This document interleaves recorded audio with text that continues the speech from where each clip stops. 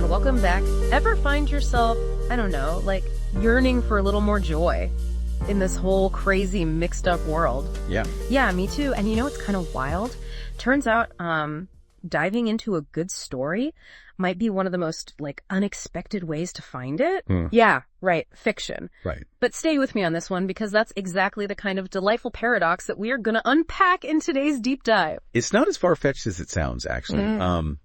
When you think about it, stories, they have this incredible power to transport us, make us like feel things so deeply, and even change the way we see the world around us, you know? Okay, so let's unpack that a little bit because we are diving into the work of Robert McAfee Brown. Yes. Who was a theologian. Right. Who saw this like deep connection between faith. Yes. And fiction. Absolutely. Which is so interesting. Yeah, yeah. And he wrote about it in his book. I did. Called Persuade Us to Rejoice, the Liberating Power of Fiction. Yes. And we're going to be focusing on the introduction in chapter 13 today. Yes. Which really get to the heart of his argument. They do, which might surprise you. Yeah, it's pretty Well, exciting. Brown wasn't interested in like turning novels into sermons. Right. Or finding like, you know, secret theological messages in every plot twist. Yeah. He saw something way more subtle, much more profound happening when we open ourselves up to the power of a good story. He tells this like really great story. Oh, okay. About Tolkien's short story, Leaf by Niggle, which kind of perfectly illustrates this idea. So imagine this artist, Niggle, and he's totally obsessed with painting this one incredibly detailed tree. Okay. But life, you know, as it always does, keeps kind of getting in the way. There are always distractions, you know. Never enough time. Never enough time. And this nagging fear that he'll never like truly finish his masterpiece. Ouch. Right. That one hits home. It does, doesn't it? The unfinished masterpiece of life. So what happens to Niggle? Does he ever complete this artistic vision? Well, Niggle, he passes away. Oh. And he finds himself in this strange new place. Okay. And guess what he sees? Don't leave me hanging. Is it the tree? It is. Finish. Even more magnificent than he could have imagined. Exactly. And Tolkien, he describes it as a gift, which I love. I love that. This, for Brown, this becomes a really powerful metaphor for how fiction can kind of like sneak up on us and offer these unexpected moments of pure joy, you know, even in a world that often feels anything but joyful. I love that. Those aha moments. Yes. When a story opens up something new inside of you. But how does that tie back to faith specifically? Right. It's not like every great book is about religion or has some kind of, you know, religious message. Right. And Brown's really clear about that too. Like this isn't about just imposing religious interpretations on, you know, every story we encounter. Right. It's more about being open to the ways fiction can kind of echo and even challenge and even deepen our understanding of faith, often in like really surprising ways. So how does he bridge that gap? How can a story that's not overtly religious still offer that kind of, I don't know, spiritual nourishment? He uses this really fascinating analogy from the Bible. He talks about how God sometimes used the Assyrians, who were considered a pagan nation at the time, to deliver a message to the Israelites. Wait a minute, hold on. So is he seriously comparing reading a book by, I don't know, like a non-Christian author to encountering the Assyrians? Yeah. That's kind of a bold move. It is, but it kind of reveals how he views, you know, the potential impact of engaging with diverse perspectives. Okay. So he's basically saying that just as God spoke through the Assyrians, we can find these unexpected truths and challenges, you know, in works by authors from all sorts of backgrounds, even if that wasn't their intention at all. So how does that actually play out when we're talking about, say, like reading a novel? Sure. What would be an example of encountering those modern day Assyrians in the pages of a book? Think about some of the big questions that great literature often wrestles with, right? The search for meaning in a chaotic world, the struggle against injustice, the capacity for love and forgiveness. These are themes that resonate really deeply with people of faith. And they pop up time and again in amazing stories, you know, regardless of the author's personal beliefs. So it's not about trying to find like a hidden sermon in every story. Right. It's more about recognizing those universal themes, those deep human experiences that connect with our own, like search for meaning and purpose. Exactly. Regardless of our like specific religious beliefs. Yeah. And that's where those unexpected connections to, you know, to our faith can emerge. we start to see reflections of our own values, maybe even some, gentle critiques of our own, like blind spots, in the characters and conflicts of the stories that we're consuming. So it's like these stories, even when they're like set in completely different worlds, or they're dealing with seemingly secular topics, they have this uncanny ability to tap into those big questions. They do. About what it means to be human. Yes. Which are often at the very heart of faith as well. Exactly. And that's how a story that might not even mention God or religion can still leave us feeling, deeply moved, even spiritually nourished, in a way we might not have anticipated. It's about being open to those unexpected gifts. You know what I mean? Yeah, I like it. So it's not about turning novels into sermons. It's about being open to the surprising ways they can echo. Mm-hmm. They can challenge and maybe even deepen our faith. Yeah, that's good. It's like Brown is giving us permission to engage with fiction in this whole new light. He is. I love it. And he takes it even further. He talks about how fiction can actually prepare us for grace. Prepare us for grace. Now that's an intriguing thought. Yeah. How does he figure that? Well, he points out that fiction has this, incredible ability to help us see the world through someone else's eyes. Yeah. Right? And that cultivates empathy and compassion, which he sees as essential for, experiencing grace. It's harder to judge or demonize others when you've, walked a mile in their shoes, even if those shoes are fictional. That makes a lot of sense. Yeah, the more we understand, the struggles and joys of others, right, the more open we are to giving and receiving grace. Right? Totally. And then there's the way fiction tackles those complex moral dilemmas. Yeah. The messy situations where there are no easy answers. Oh, yeah. And it forces us to think critically, challenge our own assumptions, confront the gray areas of life. Mm-hmm. It's like a workout for our moral imagination. Yeah. Isn't that a key part of what it means to live out our faith? It is. To be constantly wrestling with those tough questions. Yeah, for sure. Being willing to sit with the discomfort of not always having all the answers. Absolutely. Yeah. And let's not forget the power of stories that grapple with suffering and loss. Mm-hmm. Experiences that are often difficult to process, but are also a universal part of the human experience. Brown talks about how these kinds of narratives, they can offer solace and remind us that we're not alone in our pain. It's that reminder that even in those darkest times, we're not the only ones who have ever felt, lost or broken or afraid. That's right. It's a powerful reminder of our shared humanity. Yeah, exactly. And it connects to this idea of grace, right? Of finding those glimmers of hope and resilience, even in the midst of suffering. Mm-hmm. Brown talks about how some stories offer solace not by, sugarcoating reality, but by reminding us that we're not alone in those difficult places. Yeah. And, it's funny because I think a lot of us, myself included, we might initially approach fiction as a way to escape. Right. Totally. From those hard questions, those messy realities of life. Yeah. But what Brown is suggesting is that it can actually be a way to lean into them, to engage with them in a way that's both challenging and ultimately life-giving.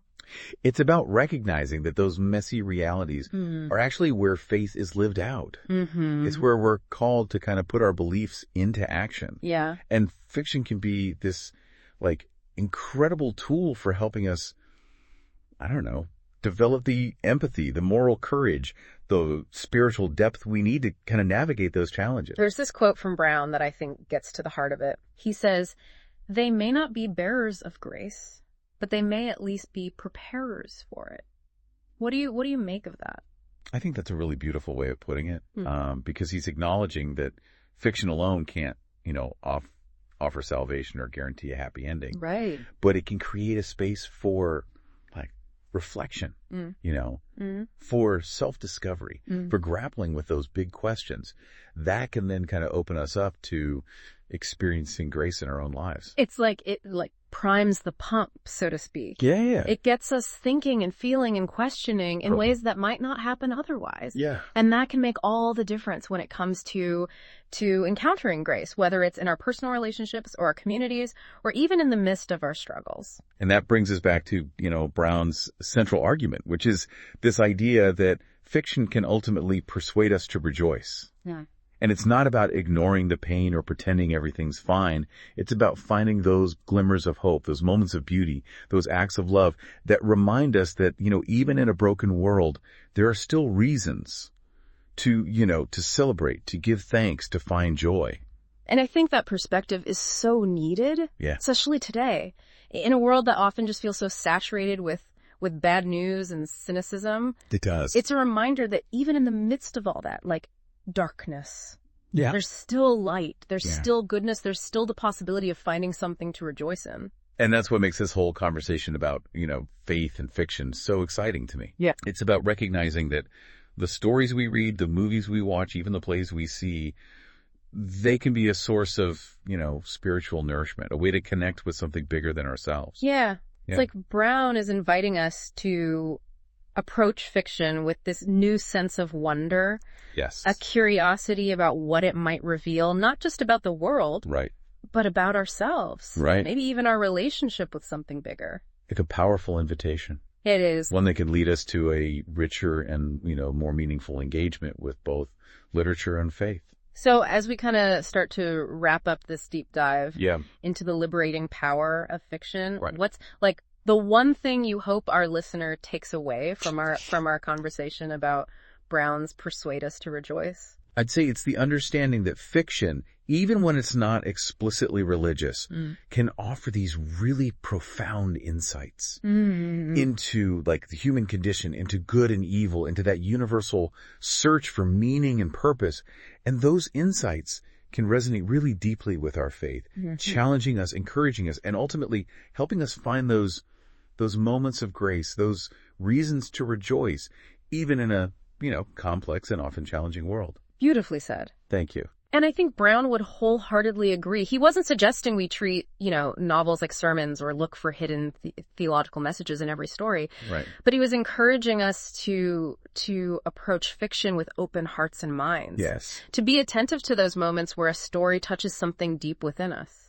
Where it sparks a new thought or a new feeling or even a new question. Those are the good moments. Yes. Those are where the magic happens. Yes. Yeah, those are the moments where fiction becomes something more than just entertainment, right? It can become a source of like inspiration, a catalyst for growth, and even, as Brown put so eloquently, a way to be persuaded to rejoice. And on that note, I think we've reached the perfect time for a little challenge. Yeah. A little something to kind of chew on as we head back into our own real lives. I love it. What you got?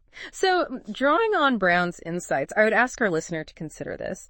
What are some of your favorite works of fiction? Ooh. Have any of them, sparked any unexpected insights or questions related to your faith or your worldview?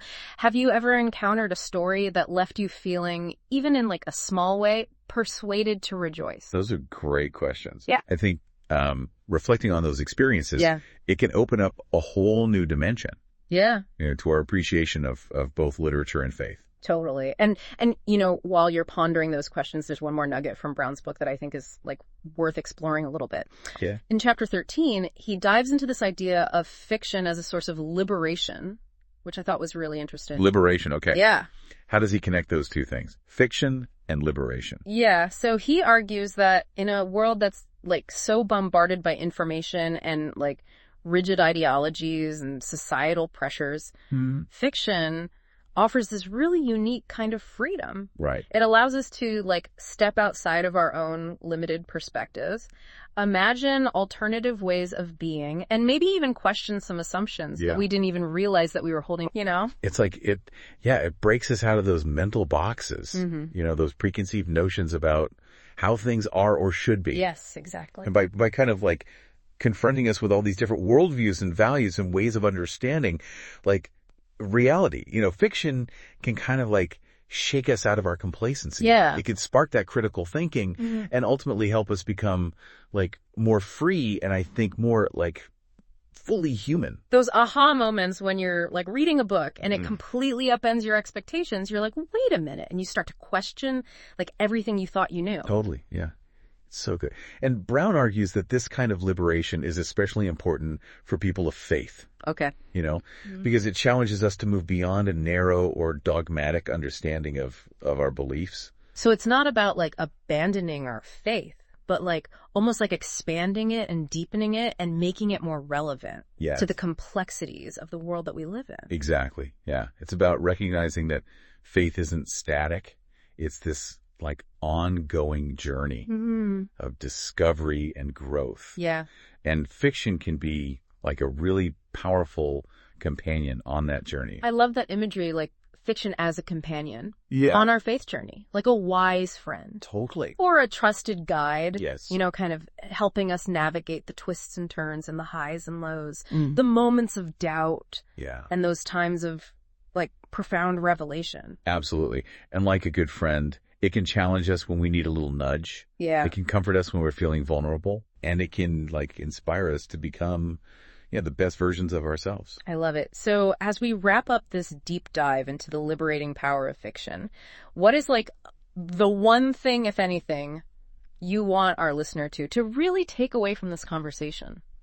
Don't be afraid to let fiction, surprise you, challenge you, even unsettle you a little bit.